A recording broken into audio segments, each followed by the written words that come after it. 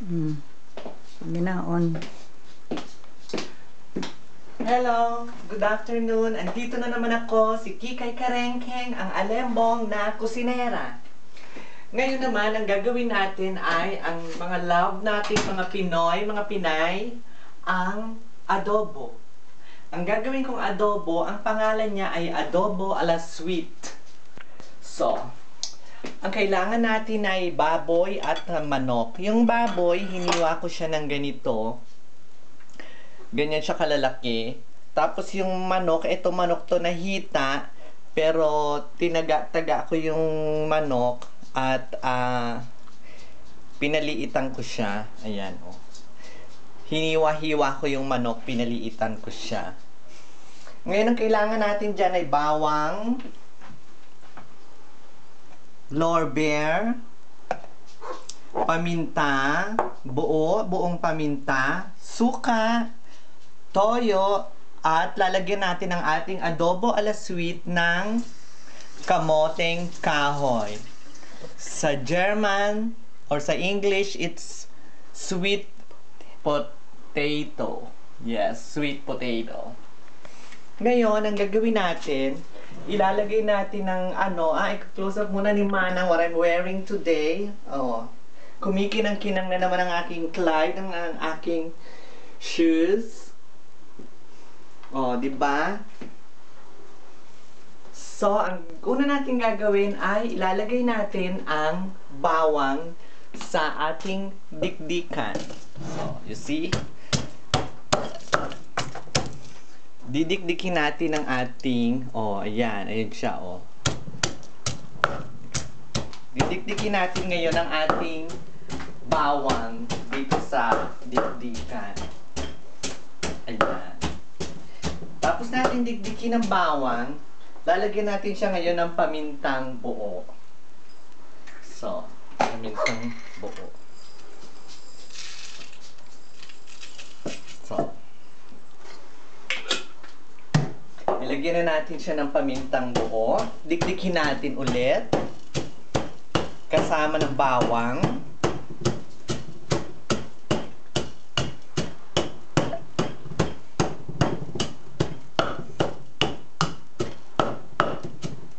So, that's it. Finish na yan. Ngayon, actually, nahugasan ko na itong aking manok at saka itong aking baboy. Pero, for sure, hugasan ko ulit. So, wash it. Ganyan lang. Hugasan siya maigi. Para tayo ay hindi magkasakit, kailangan laging malinis ang ating food.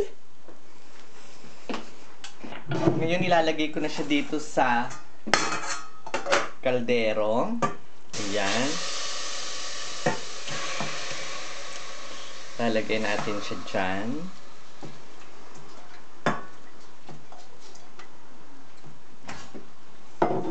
Tapos,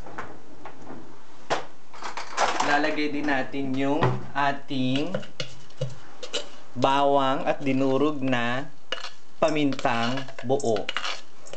Yan, lagay din natin siya dyan.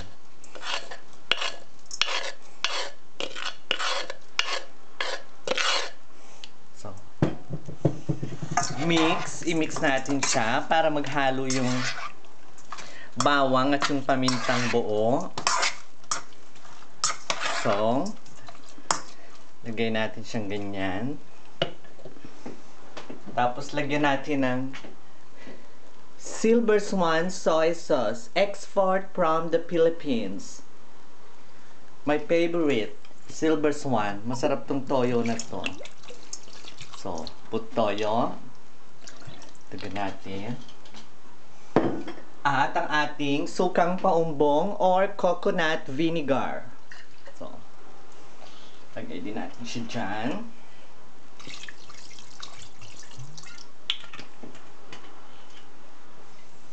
Siguro para mas sumarap yung taste, haluan natin ulit ng ating favorite pinakurat from Pangasinan. So, okay. Ngayon, lagyan natin siya ng ating Lorbeer. Lorbeer Blätter sa Germany or Lorbeer leaves sa Pilipinas. So,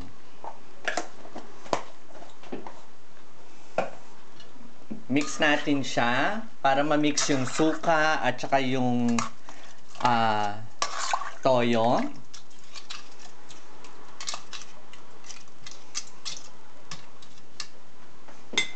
Ngayon, this one, yung kamoteng kahoy. Ito yung kamoteng kahoy. Hiwain natin siya ng konti.